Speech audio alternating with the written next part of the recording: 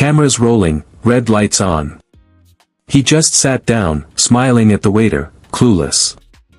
Perfect. The moment she walks in and he realizes, boom, we've got him. You really think he'll bail on a deaf woman? That's pretty harsh, even for exposing a fake. That's exactly the point. Saint Hunter can't keep up the act when it's actually inconvenient.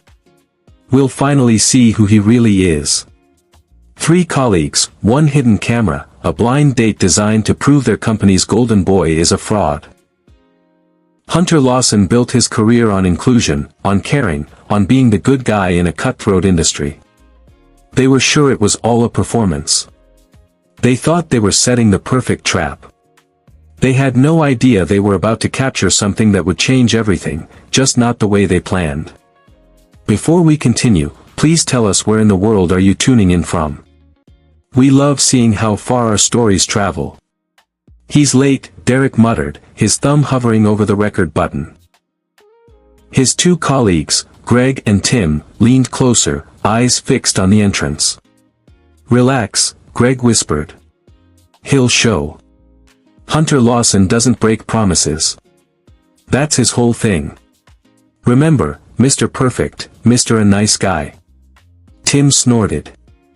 Yeah, well, let's see how nice he is when he realizes what we've set him up with. Derek's jaw tightened. A deaf woman. We told him blonde 30 named Megan left out one tiny detail. Think he'll bolt immediately? Tim asked, adjusting his phone angle.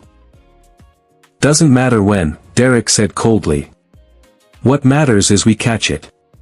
The moment he realizes, the look on his face, the excuse he makes, whatever, we post it anonymously to the career forum and boom, the CFO sees the real Hunter Lawson. No way he promotes someone capable of that. Greg shifted uncomfortably. You really think he'll be that harsh? Everyone has a breaking point, Derek said. Tonight, we find his. Before we continue, please tell us where in the world are you tuning in from? We love seeing how far our stories travel. At 6:55 p.m., Hunter Lawson pushed through the restaurant doors, his heart hammering against his ribs in a way that felt both terrifying and exhilarating. For years since he'd done anything remotely like this. The hostess greeted him with a professional smile. Good evening. Do you have a reservation? Meeting someone actually blind date. Her name's Megan, blonde around 30. Of course, right this way. She led him to a table near the window where amber evening lights spilled across white tablecloths. Hunter sat down, his hands restless. He caught his reflection in the window. Navy shirt, clean jeans, the face of a man who'd forgotten how to do this. June's voice echoed in his memory from earlier that evening. Daddy, you look handsome. Are you going to marry her? He laughed, kissed her curly brown hair. It's just one date, bug. Don't get ahead of yourself. But now, sitting here, his daughter's hope felt like a weight on his chest. What was he doing? He'd locked this part of himself away for good reason. June needed stability, not the door opened. Hunter's breath caught. Megan Smith stepped into the Riverside Grill at exactly 7:02 p.m. Her long blonde hair catching the light in a way that made her seem almost ethereal. She wore a simple dress that somehow managed to look both elegant and approachable. Her eyes scanned the restaurant with practiced caution, the look of someone who'd learned to assess situations before fully entering them. The hostess approached, spoke to her. Megan's gaze tracked the woman's lips with intense focus. Then she nodded, responded. Her voice had a particular quality, clear but slightly modulated. The voice of someone who couldn't hear their own volume. From the corner position, Derek hit record. Here we go, he whispered. Hunter stood as Megan approached his table, his instincts firing on multiple levels at once. The way her eyes had tracked the hostess's lips, the slight delay in her response, the careful way she navigated the space. Megan, he said, extending his hand. I'm Hunter. She smiled genuinely, beautifully, and took his hand. "It's so nice to meet you," she said, her eyes focused intently on his mouth as he spoke. In that split second, understanding crashed over Hunter like a wave. She was deaf. His colleagues had set him up on a blind date with a deaf woman and hadn't bothered to tell him. They told him everything except that. The realization should have made him angry. And part of him was, but a larger part felt something entirely different. Something that reached back through years of memory to his mother's hands moving through the air, teaching him a language before he could fully speak his own. From the corner booth, Derek leaned forward, a sinister smile curling at the edges of his mouth. His phone was already recording, held steady as he waited, hungry for the moment Hunter would crack, the moment the mask would finally rip away. Of course, he'd reject her cruelly, publicly. He'd lash out, storm off, leaving her sitting there in humiliation. And when he did, they'd have the proof they'd been praying for. Instead, Hunter smiled, soft, steady, unwavering. He stepped forward, pulled out Megan's chair with a gentleness that made her pause. And then, as she sat, he lifted his hands. His fingers moved with effortless grace, fluent and warm, each sign slicing through the silence like a miracle Megan never expected. "It's wonderful to meet you. Thank you for being here." The entire restaurant froze. And in the corner booth, Derek's phone nearly slipped from his grip. "Wait, what is he doing?" Greg breathed, leaning forward so abruptly he almost knocked over his water glass. "Is he those sign language?" Derek finished, his voice hollow. "He knows sign language." Megan's entire body went still. Her eyes, those careful, guarded eyes that had learned to expect disappointment, went impossibly wide. Her mouth formed a perfect O of absolute shock. For 3 full seconds, she simply stared at his hands, then at his face, then back at his hands as if she couldn't quite believe what she was seeing. Her own hands flew up, trembling slightly. "You know sign language." "My mother was deaf," Hunter signed back, settling into his chair with an ease that spoke of decades of practice. "It's still my first language, honestly." Megan's hands dropped to the table. She pressed them flat against the white tablecloth, as if she needed to ground herself. When she looked up at him, her eyes were glistening with something between disbelief and overwhelming relief. "I wasn't expecting," she signed, then stopped. Started again. "Nobody ever." Another pause. "You're really fluent." 35 years of practice, Hunter signed with a gentle smile. "My mom made sure of it. Said, if I was going to live in her world, I needed to speak her language properly." In the corner booth, the 3 men sat frozen, their carefully constructed plan crumbling in real time. "This can't be happening," Derek muttered, his knuckles white around his phone. "This is he can't." "Maybe it's an act," Tim whispered desperately. "Maybe he learned a few signs to impress her and he'll mess up soon." "Look at him," Greg interrupted, his voice strange. "That's not a few signs. That's fluent. He's actually having a conversation." They watched as Hunter's hands moved with fluid grace as Megan's shoulders gradually relaxed as her guarded expression melted into something open and genuine. They watched her laugh, a real unguarded laugh that made nearby diners turn and smile. "He's supposed to be making excuses right now," Derek said, his voice rising slightly with panic and confusion. "He's supposed to look uncomfortable, to check his watch, till he looks happy," Greg said quietly. And he did. Hunter Lawson leaned forward with genuine interest, his entire face animated as his hands moved through signs. There was nothing forced about it, nothing performative. He wasn't tolerating the situation or playing nice for appearances. He was connecting, actually, genuinely connecting. "Keep recording," Derek ordered. Though his voice had lost its earlier conviction. "Maybe he's just wait. Everyone cracks eventually." But even as he said it, watching Hunter laugh at something Megan signed, watching the two of them fall into easy conversation like old friends. Derek felt something uncomfortable twist in his chest. It looked a lot like doubt. The conversation that unfolded over the next 20 minutes was unlike anything Megan had experienced in 3 years of catastrophic blind dates. Hunter didn't speak slowly or exaggerate his signs. He didn't treat her like she was fragile or simple. He just talked to her like she was a person he genuinely wanted to know. "So, you're a freelance writer?" Hunter signed, leaning forward with real interest. "What kind of writing?" "Content marketing, mostly." Megan signed back, her shoulders gradually relaxing. "Technical documentation, website copy, the occasional blog post. It's not exactly creative writing, but it pays well, and I can work from anywhere." "That's incredible. Building your own business like that takes serious discipline." Megan's hands moved with more confidence now. "What about you? What do you do?" "I'm a therapist at a downtown firm. Workplace counseling, conflict resolution, that kind of thing. I've been there about a year." "Do you like it?" Hunter paused, considering.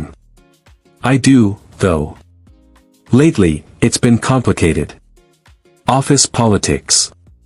You know how it is." "Actually, I don't." Megan signed with a playful expression. "One of the perks of working from home. My biggest office politics issue is whether the cat gets to sit on my keyboard." Hunter laughed. A real genuine laugh that made several nearby diners glance over with smiles. "Okay, you win. That sounds infinitely better than my current situation." A server approached to take their order. Hunter smoothly transitioned to speaking aloud for the server while simultaneously signing for Megan, translating the specials without her having to ask. It was such a natural, considerate gesture that Megan felt something crack open in her chest, something that had been closed for a long time. "You have a daughter," Megan signed after their food arrived, her expression thoughtful. "Most men don't mention their kids on first dates until at least date 3. Hunter's face softened in a way that transformed his entire appearance. "Her name's June. She's 7, obsessed with volcanoes, and currently convinced that our cat is secretly plotting world domination. She sounds amazing." "She is. She's the best thing that ever happened to me." Hunter's hands moved with such tenderness. "And honestly, if someone can't handle that I come as a package deal, better to know now. June's not a secret or a complication. She's my whole world." Megan set down her fork, her full attention on him. "Your wife?" she signed carefully. The question hung in the air between them. Hunter's hands faltered for just a moment, the first time all evening he'd hesitated. When he continued, his signs were slower, weighted with old grief. "She passed away 4 years ago. June was 3. It was a heart condition nobody knew about, not even her. One day, Sophia was planning June's birthday party, and 3 days later, he stopped, started again. I've spent 4 years learning how to be both parents, learning to braid hair from YouTube, learning that princess movies can actually be pretty good if you watch them 60 times. He attempted a smile, but it didn't quite reach his eyes. I locked myself away from anything relationship related after that. Told myself June needed stability, routine, just her and me. This is actually the first date I've been on since. My daughter kept asking why I never did anything fun anymore, and I realized I didn't have a good answer." Megan reached across the table, not quite touching his hand, but close enough that he could feel the warmth of her intention. Her eyes held such gentle understanding. "I'm so sorry," she signed. "That must have been incredibly hard." "Still is." "I imagine it was." "It is." Hunter looked down at their almost touching hands. "But June's taught me something important. You can't hide from life forever just because you're scared of losing again. At some point, you have to choose to live, not just survive. Is that what tonight is?" Megan signed a playful challenge in her expression. "Choosing to live." Surprisingly, yes, Hunter signed back, his smile genuine now. You're much better company than my usual Friday night dates with a 7-year-old and whatever animated movie is her current obsession. Megan laughed, a sound that made nearby diners turn and smile, a sound that was unguarded and real. From his surveillance position, Derek's colleagues were growing restless. This is a complete bust, Greg muttered. He's actually enjoying himself. Look at him. Maybe he's just being polite, Tim offered weakly, waiting for the right moment to bail. But even as he said it, none of them believed it. They were watching something they hadn't anticipated. Genuine connection, real conversation, a man treating a woman with respect and interest, not as a charity case or a cruel punchline. Keep recording, Derek said, though doubt had crept into his voice like water through cracks. By the time dessert arrived, Hunter and Megan had discovered a dozen shared interests. Both loved hiking, but were terrible at identifying plants. Both thought pineapple on pizza was a crime against humanity. Both had read the same obscure fantasy series and had passionate opinions about the ending. Tell me about your mother, Megan signed, her hands moving with careful curiosity. What was she like? Hunter's expression grew tender, distant with memory. Fierce, that's the word that always comes to mind. She refused to let anyone make her feel less than because she couldn't hear. She worked as a teacher at a school for deaf children, and she was absolutely beloved. Students would come back years later just to visit her. She sounds wonderful. She was. She taught me that disability isn't weakness or limitation. It's just a different way of experiencing the world. She also made the best chocolate chip cookies in existence. I could win any argument without saying a single word. Megan's hands moved slowly. She would have been proud of you. The way you signed tonight, the respect in it that came from her. I hope so. Hunter paused, then his hands moved with careful deliberation. Megan, I need to tell you something. I didn't know why my colleagues were so eager to set up this date, but about halfway through dinner, I noticed them. He gestured subtly toward the corner booth. 3 guys from my office, and they've been recording us. Megan's hands stilled. Her face flickered through emotions. Confusion. Hurt. Dawning understanding. Then something harder. Anger. Recording us. She signed sharply. I think this was meant to be some kind of test. Hunter signed, his jaw tight. There's a promotion at stake. They wanted to see if he couldn't quite finish the thought. If you'd be decent to the disabled girl, Megan signed, her hands cutting through the air with barely contained fury. Yes. For a long moment, Megan didn't sign anything. She just looked at Hunter, her eyes searching his face for something truth, maybe, or proof that. He was different from every other disappointment. I've been on 17 blind dates in the past 3 years, she finally signed. Each movement waited with exhausted resignation. 17 times I've watched men's faces change when they realize I'm deaf. Some leave immediately, at least they're honest. Some stay out of pity, which is worse. Some treat me like I'm fragile or simple-minded, speaking loudly and slowly like I'm a child. Her hands trembled slightly. You're the first one who just treated me, like I'm just a person you wanted to know. Not a disability, not a charity case, not a test. She looked toward the corner booth, then back at Hunter. So what now? Was this real, or was I just part of their game? Hunter's hands moved with absolute conviction. Megan, I don't care what they intended.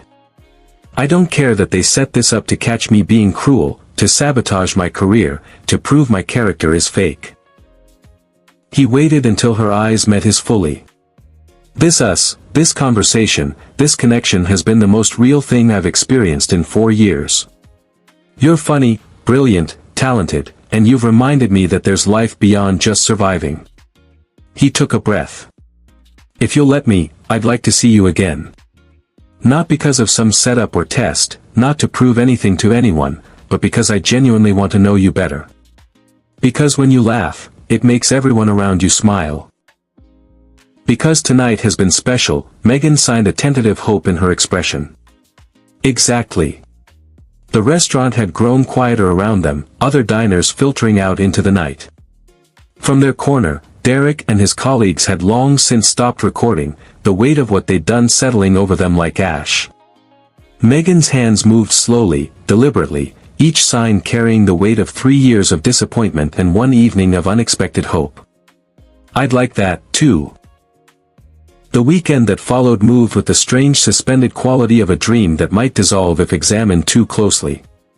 Saturday morning, Hunter made pancakes while June sat at the kitchen table swinging her legs and chattering about the science project she wanted to do on volcanoes. "Bug, I need to tell you something," Hunter said, sliding a pancake onto her plate. June looked up, her curly brown hair wild from sleep. "What? Remember how I went on that date last night? The one where you looked all fancy and nervous?" Hunter smiled despite himself. "Yeah, that one. Well, I met someone really special. Her name is Megan, and I'm going to see her again tomorrow. She might come over here, actually." June's eyes went impossibly wide, "To our house. Is she nice? Does she like volcanoes? Can I meet her?" "Yes. Yes, probably and definitely. But there's something else you should know. Megan is deaf, which means she can't hear. She talks with her hands using sign language." June's fork paused halfway to her mouth. "Like in that video you showed me about Grandma." Something warm bloomed in Hunter's chest. "Exactly like that. I thought maybe if you wanted, we could practice some signs together before she comes over." "Yes. Can I learn how to say volcanoes are awesome?" "We'll work on it." Saturday afternoon arrived with the particular anxiety of introducing 2 parts of your life and hoping desperately they'd fit together. Hunter had cleaned the house 3 times. June had changed outfits twice, finally settling on her favorite purple shirt with sparkly stars. The cat had been bribed with treats to behave. Everything was as ready as it could be. When the doorbell rang at 2 o'clock, June bolted for the door with the speed of a small, excited missile. "Junie, slow down." Hunter called, but she was already yanking the door open. Megan stood on the porch holding a small bag and wearing jeans and a soft yellow sweater that made her look warm and approachable. When she saw June, her face lit up with genuine delight. June stared up at her, then carefully raised her hands in the signs Hunter had taught her. "Hello. Nice to meet you." The signs were clumsy, her small hands uncertain, but Megan's eyes immediately filled with tears. She knelt down to June's level, her hands moving slowly, deliberately. "Hi, June. Your dad has told me so much about you. I heard you're an expert on volcanoes." June looked back at Hunter, who quickly signed the translation. Her face exploded into the biggest smile. "I am," she practically shouted, then remembered and signed, "Yes. Do you want to see my books?" What followed was 2 hours of pure unexpected joy. June dragged Megan to her room, showing her every volcano book, every rock collection, every drawing she'd made. Megan examined each one with genuine interest, asking questions through sign that Hunter translated, engaging with June's 7-year-old passion as if it were the most fascinating thing in the world. They moved to the kitchen for cookies and milk. June insisted on learning more signs, turning it into a game. She'd point at objects around the house, and Megan would show her the sign. "Cookie." June would sign, giggling. Table she'd sign next, her small hands moving with increasing confidence. When June accidentally signed bathroom instead of butterfly, all 3 of them dissolved into laughter, the kind that comes from pure happiness, untouched by cynicism or fear. At one point, June needed to use the actual bathroom. The moment she left, Megan turned to Hunter, her hands moving with emotion. "She's incredible," she signed. "You've done such a beautiful job with her." some days I feel like I'm barely keeping it together, like I'm one forgotten permission slip away from being a complete disaster as a parent. You're not, Megan signed firmly. She's confident, curious, kind, and so full of love. That doesn't happen by accident. That comes from you. Hunter's throat tightened. He hadn't realized how badly he needed to hear that. June burst back into the kitchen, her hands moving, and an enthusiastic but completely incorrect sign that was supposed to mean friend, but actually meant something closer to cheese. Megan's eyes met Hunter's, both of them fighting not to laugh. In that moment, something shifted. Something that felt less like the beginning of something new and more like pieces that had always belonged together finally finding their way home. Monday morning arrived with the particular dread of unfinished business. Hunter walked into the office to find Derek and his two colleagues huddled by the coffee machine, their body language screaming discomfort. When they saw him, all three physically flinched. For a long moment, nobody spoke. Finally, Derek cleared his throat. "Hunter, we need to talk." "I know what you did," Hunter said quietly, his voice carrying across the break room. The confession came tumbling out like water through a broken dam. The promotion rumors, the insider information, the resentment that he, a newcomer of barely 12 months, was being considered for head therapist over people who'd been there for years.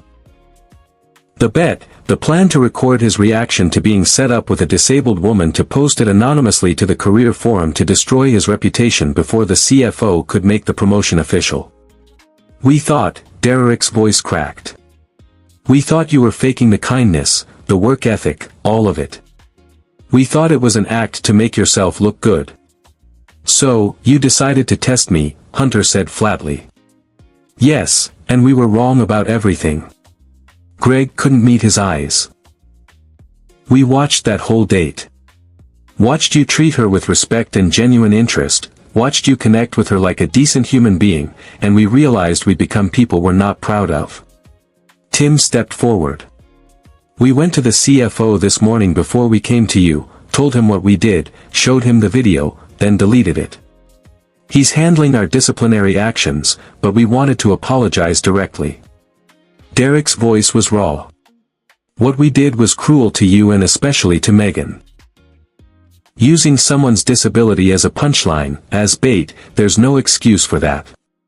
Hunter was silent for a long moment, his hands clenched at his sides. When he finally spoke, his voice was controlled, but laced with hurt. "You know what the saddest part is? If you'd just talked to me, gotten to know me, none of this would have been necessary. I'm not perfect.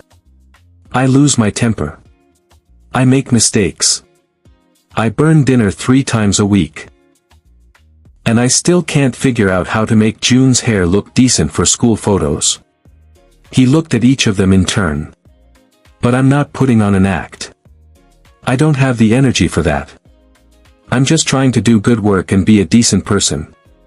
That shouldn't be threatening." "It's not," Derek said quietly. "We made it threatening because of our own insecurity and resentment. That's on us, not you." Hunter nodded slowly. "I appreciate you coming forward. It doesn't make it okay, but it's a start. Now, if you'll excuse me, I have actual work to do." He poured his coffee and walked away, leaving 3 men to sit with the consequences of their choices. 2 weeks later, the promotion came through. Head therapist.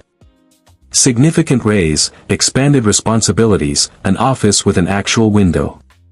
But what mattered most to Hunter was the text waiting on his phone when he walked out of the CFO's office.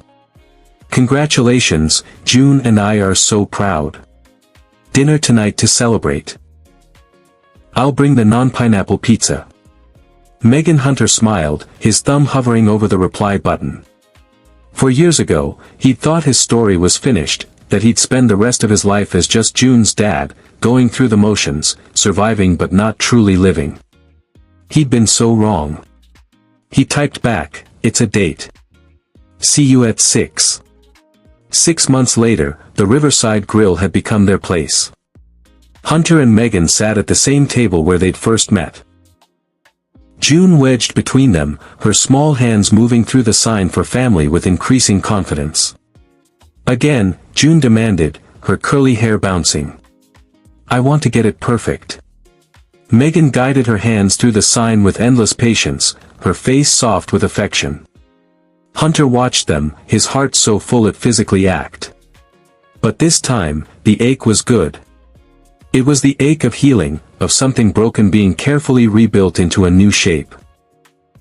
I have something to tell you, Megan signed to Hunter while June was distracted by her chocolate cake. Good news, Herb. Scary news. Hunter signed back. Both. Megan's hands moved carefully, nervous. I got a major new client, 6-month contract, really good money. They want me to take an office space downtown for in-person meetings. Megan, that's incredible. It's terrifying, she signed honestly. I've been remote for so long. It feels safe, controlled, but I think I'm ready to put myself out there more, to be visible, to stop hiding. Hunter understood what she wasn't saying. That 6 months ago, she'd been on her last blind date, resigned to isolation. Now she was choosing risk, choosing life. I'm so proud of you, he signed. And if you need someone to help move office furniture or bring coffee during long work days, I know a guy. Oh, really? Is he single? Definitely not. Hunter signed, grinning. He's very happily taken by an incredible woman who is teaching his daughter sign language, who makes June laugh until she can't breathe, and who showed him that second chances at happiness are real. June looked up from her dessert. Chocolate smeared across her face and signed with exaggerated care. Are you guys being mushy again? Both adults laughed. The kind of laughter that comes from pure joy. Megan signed back, very mushy. Is that okay? June pretended to consider it seriously, then signed, I guess it's okay, but only because you're really nice and you don't like pineapple on pizza either. That's very important. As they left the restaurant that evening, Hunter carried June on his shoulders while Megan walked beside them, her hand finding his. They made quite a picture. The single father who'd learned to parent alone. The daughter who'd lost her mother but found new love. And the woman who'd almost given up before finding connection in the most unexpected place. Derek passed them on the street heading into the restaurant with his own family. He paused, met Hunter's eyes, and nodded. A gesture of respect and acknowledgement. Hunter nodded back. Some wounds healed with time, some relationships rebuilt stronger, and some mistakes became the foundation for growth. That night, after June was asleep and Megan had returned to her apartment, Hunter stood in his daughter's doorway, watching her sleep. She clutched the stuffed volcano Megan had given her, her face peaceful in the soft glow of her nightlight. 1 year and 3 months after that first date, Hunter took Megan and June back to the Riverside Grill. Why are we getting so dressed up? June asked for the third time, smoothing down her navy blue dress. It's just dinner. It's a special dinner, Hunter said, adjusting his tie in the rear-view mirror. His hands were shaking slightly. The same nervous energy he'd felt that first night, but amplified a hundredfold. In his jacket pocket, a small velvet box pressed against his ribs with every breath. They were seated at their table, the same one where everything had begun. June chattered excitedly about her upcoming science fair project while Megan smiled, her hands moving through responses that made June giggle.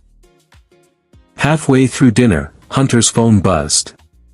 He glanced at it, then signed to Megan. June, can you come here for a second? June's bounced over and Hunter whispered something in her ear. Her eyes went wide and she nodded enthusiastically. Megan, June signed carefully, her small hands moving with the precision of months of practice. Can I ask you something important? Megan's brow furrowed with curiosity. Of course, sweetie. June took a deep breath, then signed. Would you like to be part of our family, like officially forever? Megan's hands froze mid-sign. Her eyes darted to Hunter, who had stood up and moved beside the table. He was lowering himself to one knee, pulling out a small velvet box. The entire restaurant seemed to hold its breath.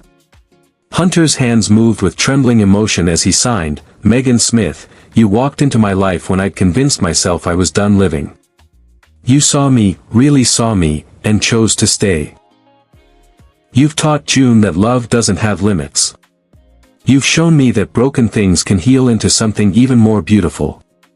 He opened the box, revealing a simple, elegant ring that caught the amber light. "I'm not asking you to complete us because we're not incomplete. But I am asking you to choose us every day the way you've been choosing us for over a year. Will you marry me?"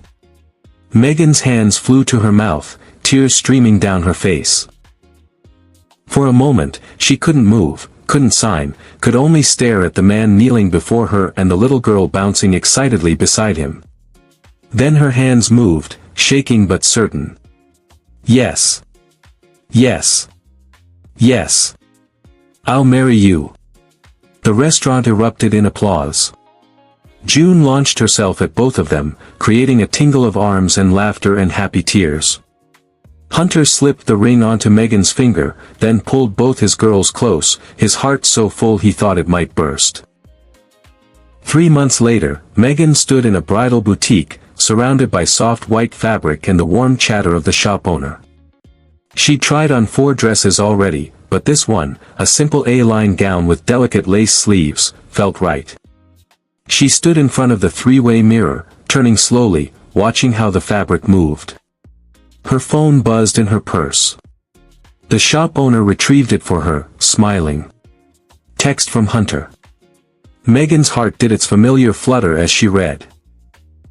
"June wants to know if your dress has sparkles. She's very concerned about the sparkle situation. Also, I miss you. Also, I love you. Also, 3 more weeks feels like forever. Also, did I mention I love you?" Megan typed back, "Tell June there are sparkles or sort of. Lace counts, right? Miss you, too. Love you more. 3 weeks will fly by. And yes, you mentioned it. Mention it again." The response came immediately. "I love you. I love you. I love you. See you at home in an hour." When Megan walked through the door of Hunter's house, their house now really, since she'd moved in 2 months ago, she was immediately ambushed by June. "Did you get a dress? Is it pretty? Does it have sparkles? Can I see pictures?" "No pictures," Megan signed with mock seriousness. "Your dad can't see it until the wedding. It's bad luck. But I can see it, right?" "Of course you can. You're my maid of honor." June's face lit up like she'd been given the greatest gift in the world. Hunter emerged from the kitchen, still wearing his work shirt, but with his tie loosened and sleeves rolled up. He crossed the room and kissed Megan softly, his hand cupping her face with such tenderness it made her chest ache. "Good day," he signed. "Perfect day," she signed back. "Found the dress?" Yeah. Can't wait to see you in it." His eyes held such love, such certainty that Megan felt tears prick her eyes for the second time that day. Movie night, June announced, already pulling blankets and pillows onto the couch. "We're watching the volcano documentary I picked." Hunter and Megan exchanged amused glances. A documentary on volcanoes wasn't exactly Megan's idea of relaxing Friday night entertainment, but watching June's enthusiasm made everything worthwhile. They settled onto the couch. June wedged between them. The cat sprawled across all their laps, blankets tangled around their legs. The documentary played on the TV, but none of them were really watching. June kept signing excited comments about lava flows. Hunter's arm stretched across the back of the couch, his fingers occasionally brushing Megan's shoulder. Megan's hand rested on June's curly hair, absently playing with her hair. This, Megan thought, this ordinary, beautiful, perfect moment. A year ago, she'd been on her last blind date, resigned to loneliness, convinced that no one would ever see past her disability to the person underneath. Now she was here in a home filled with laughter and volcano documentaries and a man who'd learned sign language from his mother and taught it to his daughter. A man who'd looked at her on that first night and seen not a disability or a test, but simply her. What are you thinking about? Hunter signed during a quiet moment when June was absorbed in the TV. How lucky I am, Megan signed back. I'm the lucky one.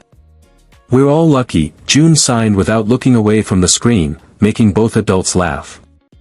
The cat purred. The documentary droned on about pyroelastic flows. June's breathing gradually slowed as she dozed off against Megan's side. Hunter's thumb traced gentle circles on Megan's shoulder.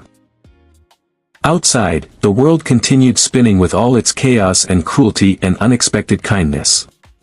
But inside this house, wrapped in blankets and love and the warm glow of the TV, 3 people who'd found each other against all odds were simply beautifully, perfectly home. And in 3 weeks, they'd make it official. But really, they'd been a family from the moment Hunter raised his hands and signed, "It's wonderful to meet you." Everything else was just paperwork. If this story touched your heart the way it touched mine, please don't let it end here. Let it remind you kindness still matters, compassion still changes lives, and hope is never wasted. Subscribe and be part of our Soul Lift Stories family where every story lifts the spirit and reminds us that light always finds its way back. And if this moment moved you, share it. Because sometimes sharing hope is the kindest thing we can do.